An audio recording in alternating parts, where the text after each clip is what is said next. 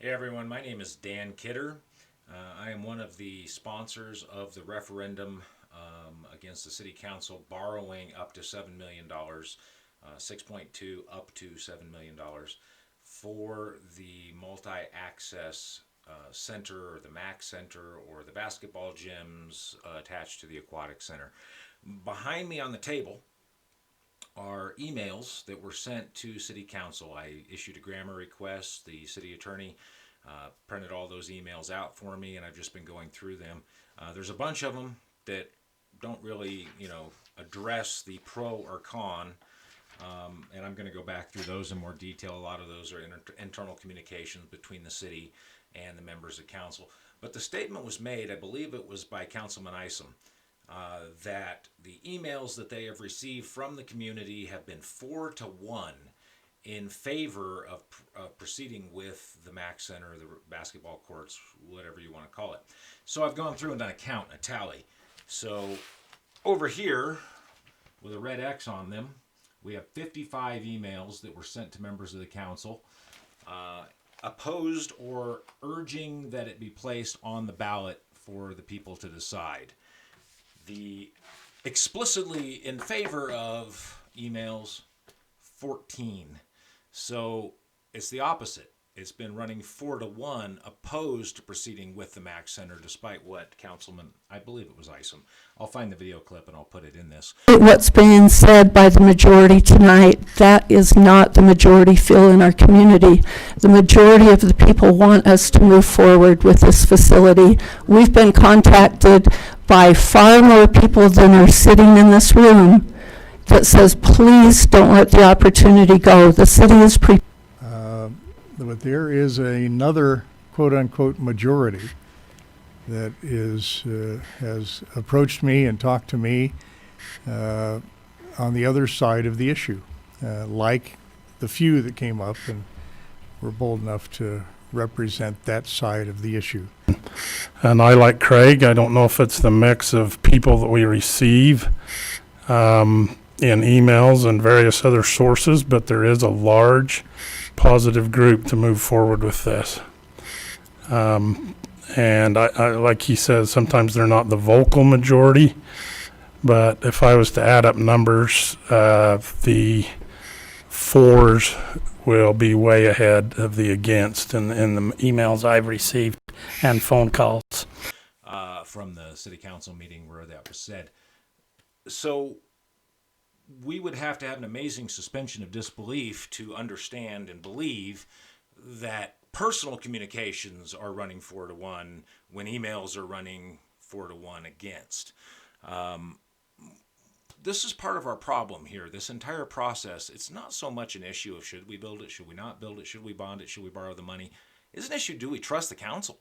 And I'm having a real hard time in looking at these emails from what's being said by people who have been emailing in.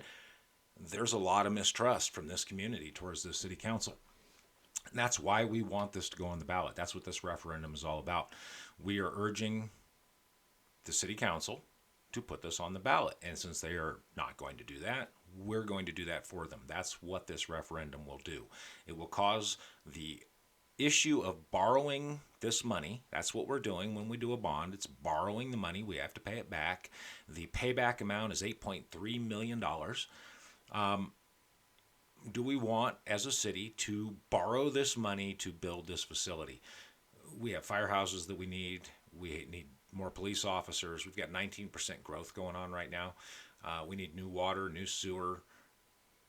These are facilities that everybody in this community uses. Everybody in this community pays for. This facility that they want to build is a small, very small portion of this community will ever actually use. And every one of us will have to pay for it. $8.3 million is how much we'll have to pay back for it.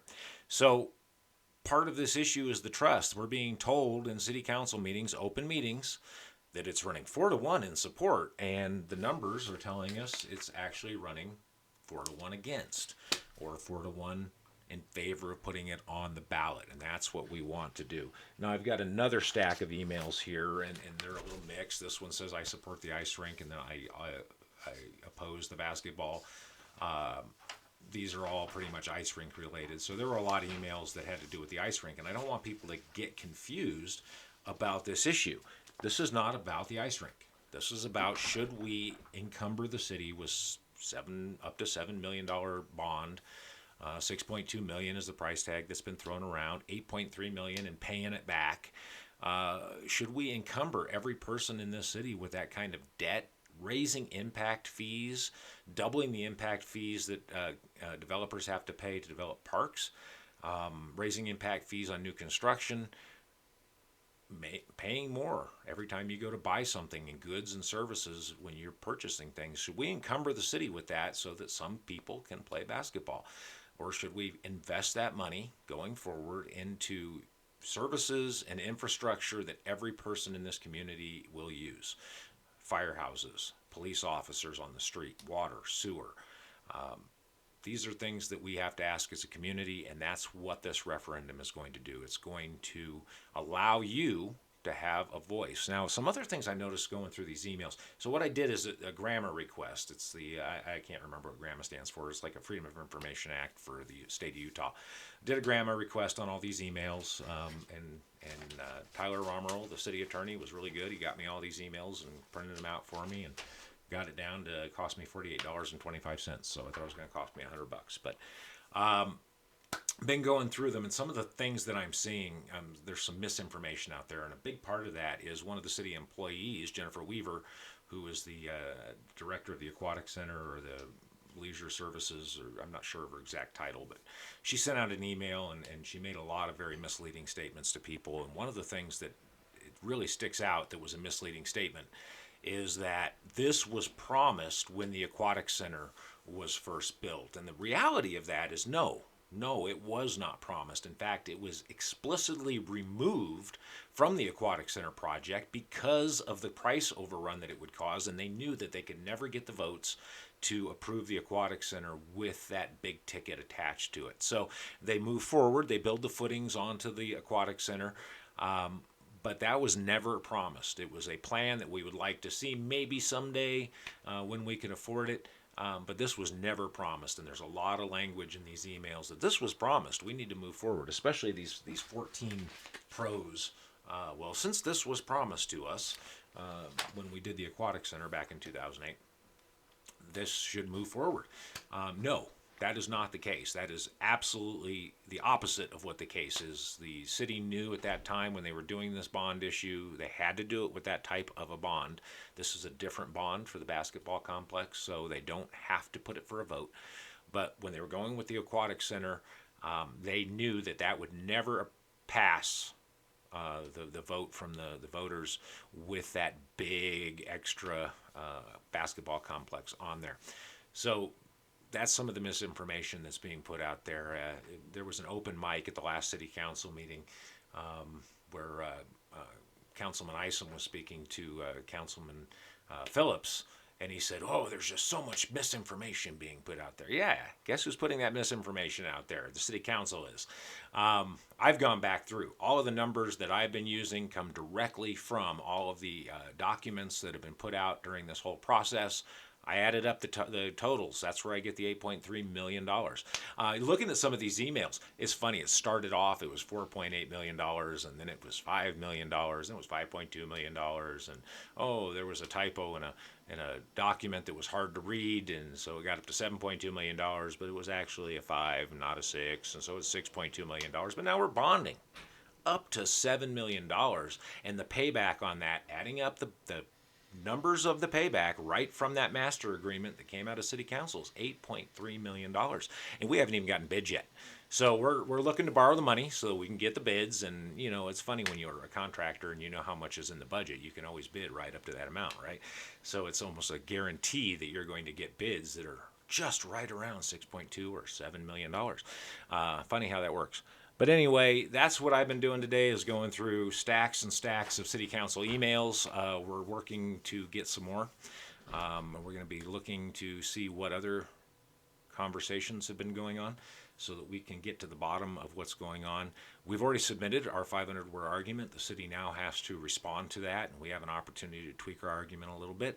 And then once that's done, very shortly here, we will have packets together and we'll be putting those out into the community. We've got 21 sponsors signed up to help push these packets around and get your signatures on them.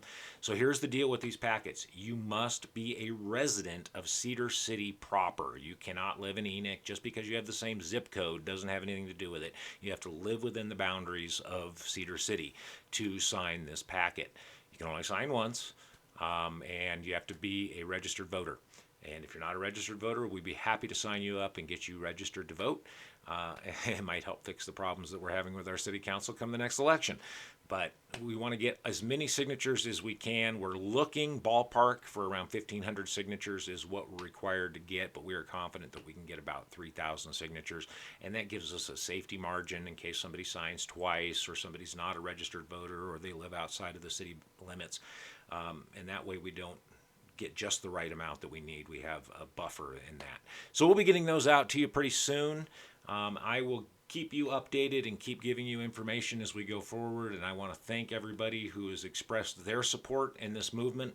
I love seeing people get involved with what's going on in their community, with their government, and having a voice in what's going on in their community. And that's really at the bottom line, whether you're for the basketball complex, whether you're a pro-ice person, an anti-ice person, which I don't think really fits into this, or you're just totally opposed to this from the standpoint that this isn't the proper role of government. We want the people to have a vote. We think that the people should have a vote in an issue of spending this much money and encumbering us in debt for this long. That's the whole purpose of this. And I think a lot of people who are even in favor of the basketball complex think, yeah, we should have a vote on something this significant in our community. So that's what this referendum will do, and that's our purpose going forward, and we will keep you updated as we go. This is Dan Kidder. I appreciate you taking the time to watch this, and I'll be in touch soon. Thanks.